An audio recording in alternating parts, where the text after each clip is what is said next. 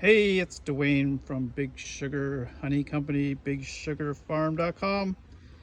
It is July, what is it today? July 19th. It's about 28 degrees, nice and hot.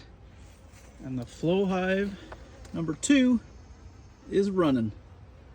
Sadly, we have a bunch of uninvited guests. I guess I didn't quite fix this as well as I had hoped. But so far so good. Making some nice honey, linden and basswood, definitely up front on the flavor profile. And we've done 4 frames so far, and we've got 5, 6, soon to be 7 jars. Okay, 7 jars. I couldn't do that one-handed, so I had to turn the camera off for a second. When they start to go, they go pretty fast. You can actually, here's the key, so you can put the key in just a couple inches in and crack it. It'll start to come slow, and then you can crack some more and crack some more, or you can just put it all the way in and crack it, and it cracks the whole frame. I've found that going in about 3 to 4 inches, cracking it, and getting it started, and then hitting it the rest of the way seems to work the best.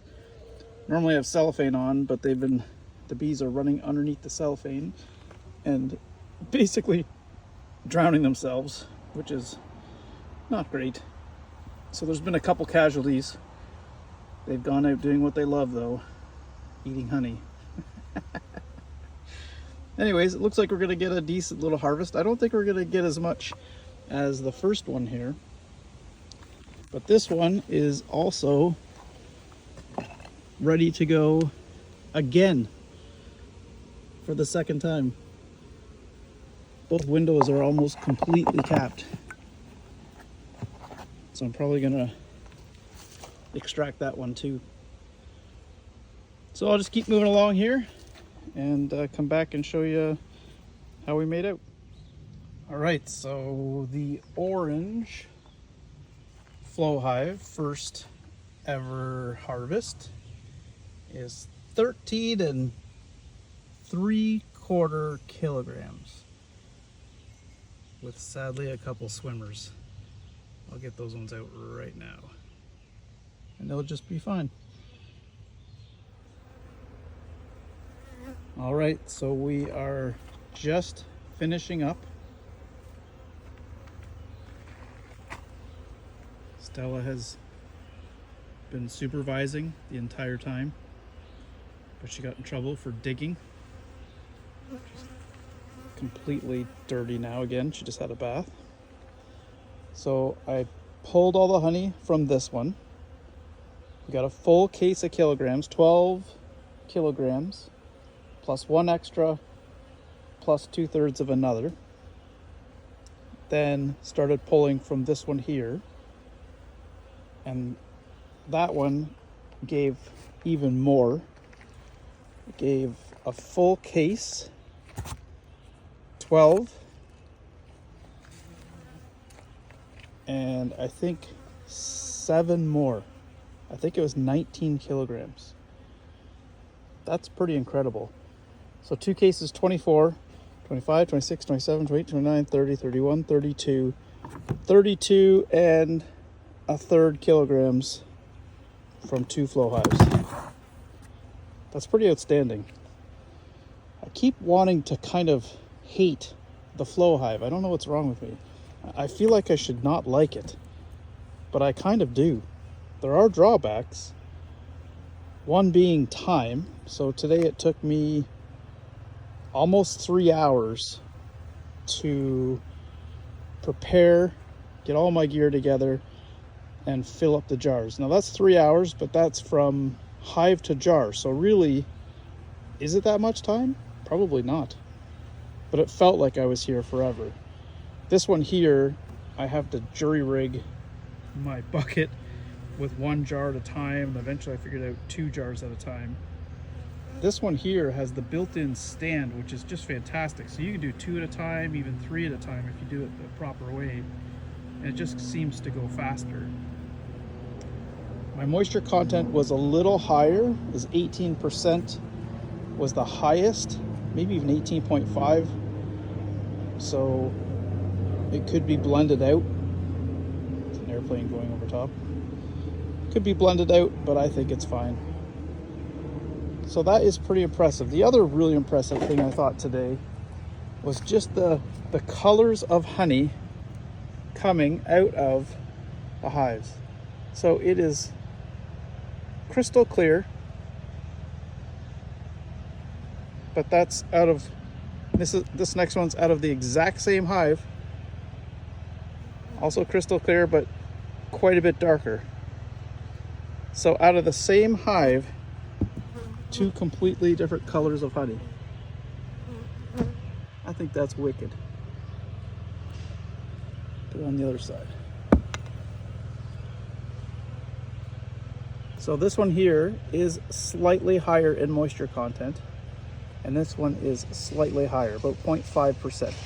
So yes, there is a moisture content difference.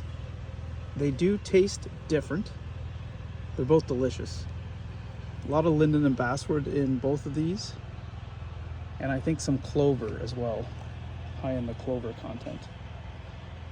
But anyways, that's a fantastic pull from the Flowhives, and I am almost certain that I will get another pull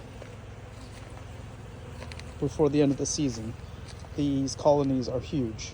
The one on the right, the white one, is bigger than huge. It's a large colony in there.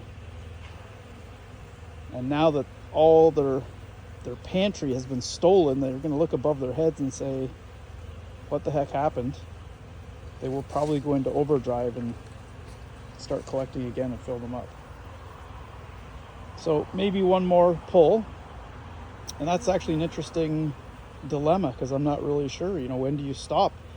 When do you remove the flow frame supers? So that when do you remove those top boxes to maybe put a second box on to store, or just to take them away and have them fill the lower box as normal? So I overwinter in singles. So when is the right time to remove the flow frames, go back to a single, and then feed them to get them ready for winter time? And at some point we're going to have to drop some treatments in here too. So that's a question. Maybe somebody has a good answer out there. I don't know.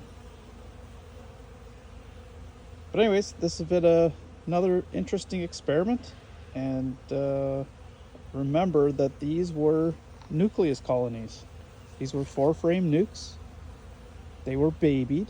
I was into them quite a bit to manage them. They were fed to get them going, to draw a comb and get them started. But they were started from strong 4-frame nukes, and then foundation and feed to get them to draw out. So they've drawn 6 frames of foundation, and they've produced honey in the same season. So just an experiment. Always fun to try new things. Stay tuned, and I think there'll be one more video for the flow frame series, and that will be it. We're gonna have to change the location of these guys into the full sun, and that's gonna be the next experiment. If we put them in full sun, will they make more or less honey given the same husbandry? Okay, as always, thanks for watching. Appreciate you. Leave me a comment in the bottom if you want to tell me what I'm doing wrong.